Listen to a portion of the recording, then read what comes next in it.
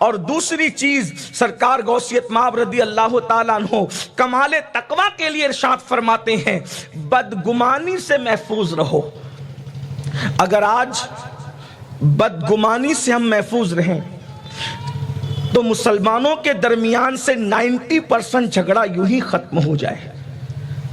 لوگ ایک دوسرے سے بدگمان ہیں، حسن ظن تو باقی رہ ہی نہیں گیا۔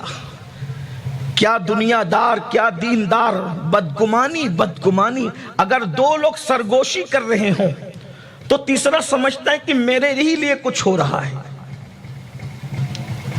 اگر کسی کو دیکھ کر کوئی مسکرا دے تو لوگ سمجھتے ہیں کہ مجھ پہ تنزن یہ مسکرا رہا ہے۔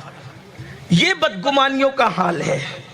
آئیے میں آپ کو بتاؤں، بدگمانی سے خود بھی بچو اور اپنے آپ سے دوسرے لوگ اگر بدگمان ہونے کا خطرہ ہو تو خود ہی وضاحت کر دیا کرو تاکہ لوگ بدگمان نہ ہو۔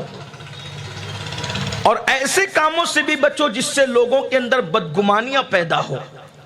روایتوں میں آتا ہے کہ ایک مرتبہ اللہ کے رسول صلی اللہ علیہ وآلہ وسلم مسجد نبوی شریف کے اندر معتکف تھے۔ امہات المومنین میں سے ایک ام المومنین اللہ کے رسول علیہ السلام سے ملاقات کے لیے آئیں۔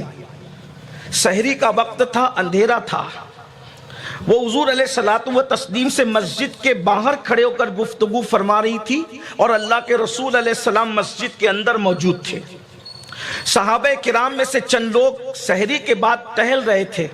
ان لوگوں نے دیکھا اللہ کے رسول کا چہرہ اندھیرے میں بھی چمکتا تھا۔ حضور علیہ السلام کا چمکتا چہرہ دیکھ کر پہچان گئے کہ یہ اللہ کے رسول ہے، لیکن جو خاتون موجود ہے اس کو کوئی پہچان نہ سکا کہ یہ کون ہے۔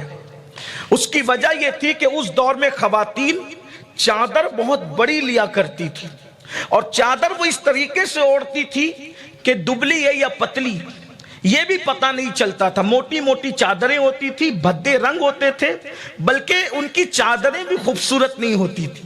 اوپر کی جو چادر لیا، کپڑے خوبصورت ہو سکتے تھے لیکن چادریں ان کی بڑی بھدی ہوتی تھی، اور وہ جان بوجھ کر بھدی چادریں اپنے سر پر ڈالتی تھی۔ کیوں؟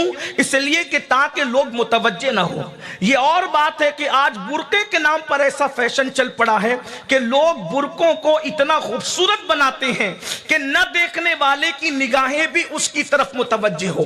حالانکہ آج سے 900 سال پہلے حجت الاسلام امام غزالی رحمت اللہ علیہ نے فتویٰ دیا تھا کہ ڈیزائن والے برقعے عورتیں نہ پہنا کریں، اس لیے کہ ڈیزائن والے برقعے عورتیں پہنے گی تو لوگوں کی اس کی طرف توجہ جو وہ مبذول ہوگی۔ لیکن حیرت کی بات یہ ہے آج 17,000 کے برقعے، 25,000 کے برقعے، 30,000 کے برقعے، اور اتنے خوبصورت ترین برقعے کہ لوگوں کو دعوت نظارہ دے رہے ہیں۔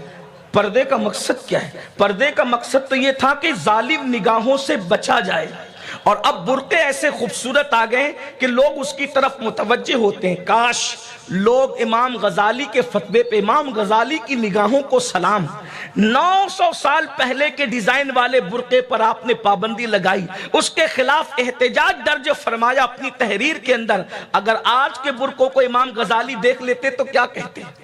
ادھر سے کٹے ہوئے، ادھر سے پھٹے ہوئے۔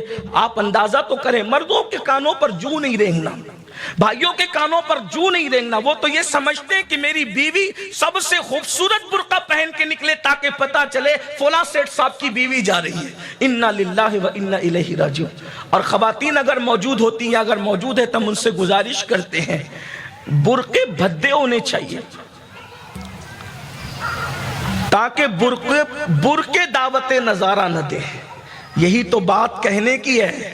17 ہزار کے برقعے پہن کر آج عورتیں عزت نہیں بچا پا رہی ہے، لیکن جس کے دوپٹے میں 17 پیون تھے، اس سیدہ فاطمۃ الزہرا کی چادر تطہیر کی شان کا عالم یہ ہے کہ کبھی اس دوپٹے کو چاند و سورج نے بھی نہیں دیکھا۔ اور میرے امام نے یوں گنگنایا، جس کا آنچل نہ دیکھا مہو مہر نے، اس ردائے نزاہت پہ لاکھوں سلام۔ سیدہ ظاہرہ طیبہ طاہرہ جان احمد کی راحت پہ لاکھوں سلام۔